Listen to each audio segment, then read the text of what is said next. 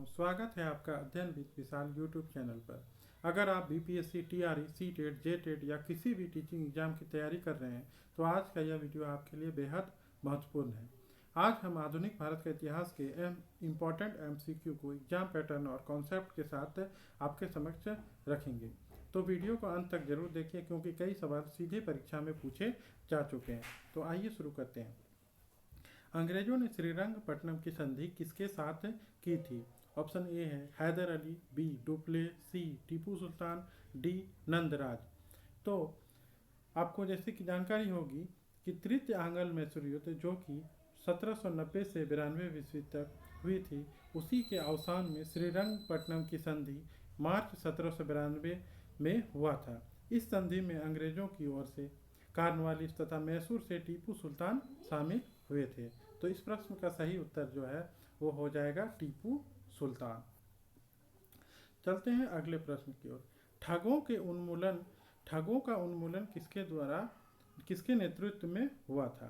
तो ठगों का उन्मूलन जो है ये कैप्टन स्लीमैन के नेतृत्व में हुआ था। Captain Sleeman. ये ठगों में हिंदू और मुसलमान दोनों धर्मों के अनुयायी सम्मिलित थे, परंतु वास्तव में ये लोग काली, दुर्गा अथवा भवानी की पूजा करते थे तथा प्रायः अपने शिकार का सिर काटकर देवी के चरणों में बलि के रूप में चढ़ा देते थे। और उन्हें यह विश्वास था कि यह धंधा विधि का विधान है तथा उनके शरीर की मृत्यु उनके भाग्य में उसी प्रकार लिखी होती थी। सती प्रथा के प्रश्न पर तो कुछ मतभेद था, किंतु ठगों के विषय में समस्त जनता ने सरकार का समर्थन किया। इसी के क्रम में लॉर्ड विलियम बेंटिक ने कैप्टन स्लीमैन को ठगों के विरुद्ध कार्रवाई करने के लिए नियुक्त किया था। उसने ही लगभग 1500 ठगों को बंदी बना लिया। उनके ठगों को और अनेक ठगों को फांसी भी दी गई। तो ठगों का उन्मूलन किसके नेतृत्व में हुआ था? Captain Sleeman. और कैप्टन स्लीमैन को जो ये उन्मूलन करने के लिए भेजे थे, उनका नियुक्त जो किए थे उनका नाम क्या था? William Bentinck. विलियम बेंटिक, इसको याद रखिएगा। अगला प्रश्न है, निम्न में से कौन से सामाजिक सुधार विलियम बेंटिक ने प्रारंभ किए थे? तो विलियम बेंटिक के द्वारा जो सामाजिक सुधार प्रारंभ किए गए थे वो था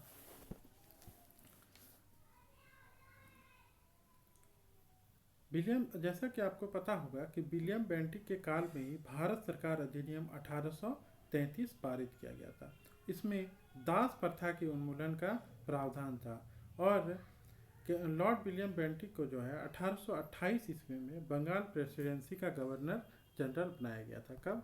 1828 में लॉर्ड विलियम बेंटिक को 1828 में बंगाल प्रेसिडेंसी का गवर्नर बनाया गया था। 1829 ईस्वी में उसने सती प्रथा को अपराध घोषित कर उसका उन्मूलन किया था। और जैसा कि हमने बताया कि बेंटिक के काल में ही भारत सरकार अधिनियम 1833 पारित किया गया था और इसमें दास प्रथा के उन्मूलन का प्रावधान किया गया था। बेंटिक ने ठगों के गिरोह के विरुद्ध भी अभियान चलाया था और बेंटिक ने शिक्षा और प्रेस की स्वतंत्रता पर भी काम किया था और 1835 में वह इंग्लैंड वापस चले गए थे। और धर्म परिवर्तन के कारण अयोग्यता के प्रावधान को 1850 ईस्वी में उनके द्वारा हटाया गया था। तो इस प्रश्न का उत्तर हो जाएगा सती प्रथा का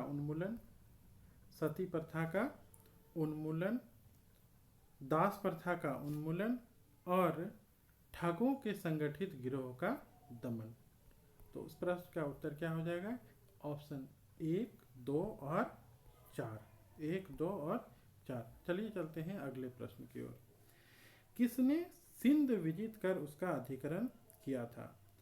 तो 1843 ईस्वी में अफगानिस्तान युद्ध के बाद चार्ल्स नेपियर ने सिंध का विलय ब्रिटिश भारत में कर लिया था। कब? 1843। और किसने? चार्ल्स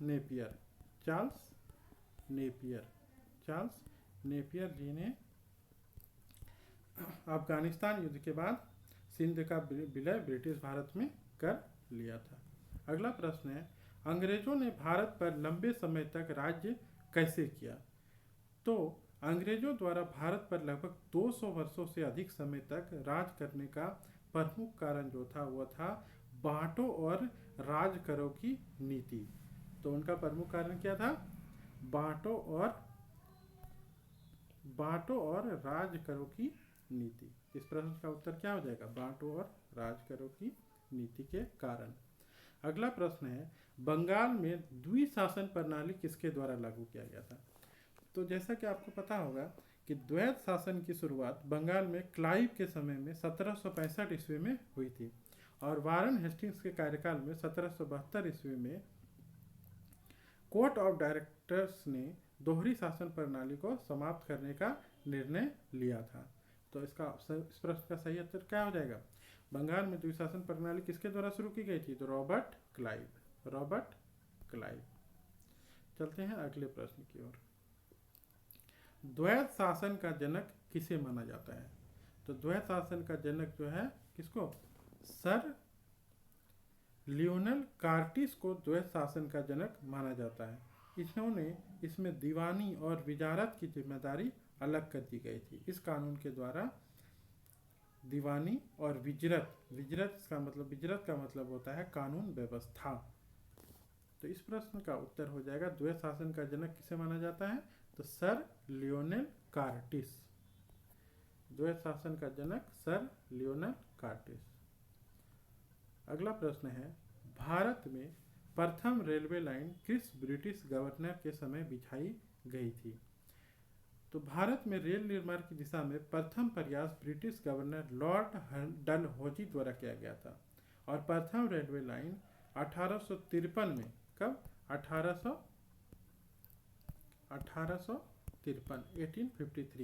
1853 ईस्वी में बम्बई से थाने के बीच डलहौजी के समय में ही बिछाई गई थी और दूसरी रेलवे लाइन जो है ये 1854 ईस्वी में कलकत्ता से रानीगंज के बीच बिछाई गई थी। इस प्रश्न का सही उत्तर क्या हो जाएगा? भारत में प्रथम रेलवे लाइन किस ब्रिटिश गवर्नर? तो लॉर्ड डलहौजी। चलते हैं अगले प्रश्न की ओर। मुंगेर का बरहिया ताल विद्रोह का उद्देश्य क्या था? तो मुंगेर के बरहिया ताल विरोध का उद्देश्य बकास्त भूमि की वापसी की मांग थी और यह आंदोलन वर्ष 1936 से 38 में कार्यानंद शर्मा के नेतृत्व में चलाया गया था। तो इस प्रश्न का उत्तर क्या हो जाएगा? बकास्त भूमि की वापसी की मांग। अगला प्रश्न है, 1857 में भारत का गवर्नर जनरल कौन था? तो 1857 के विद्रोह के समय भारत का गवर्नर जनरल लॉर्ड कैनिंग जी थे और वे जो थे उनका कार्यकाल था 1856 से 1858। लॉर्ड कैनिंग जी का कार्यकाल कब था? 1856 से 1858। अगला प्रश्न है, अंग्रेजी भारतीय सेना में चर्बी वाले कारतूसों से चलने वाली एनफील्ड राइफल कब शामिल की गई थी? तो दिसंबर 1856 में सरकार ने पुराने लोहे वाली बंदूक ब्राउन बेस के स्थान पर नवीन एनफील्ड राइफल के प्रयोग का निश्चय किया था और इन राइफलों में दमदम, अम्बाला और सियालकोट में बने चर्बी युक्त कारतूसों का प्रयोग किया जाना था जिसमें गाय और सुअर की चर्बी लगी होती थी। तो अंग्रेजी भारतीय सेना में चर्बी वाले कारतूसों से चलने वाली एनफील्ड राइफल कब शामिल की गई थी? तो ये दिसंबर 1856 ईस्वी में। कब? दिसंबर 1856 ईस्वी।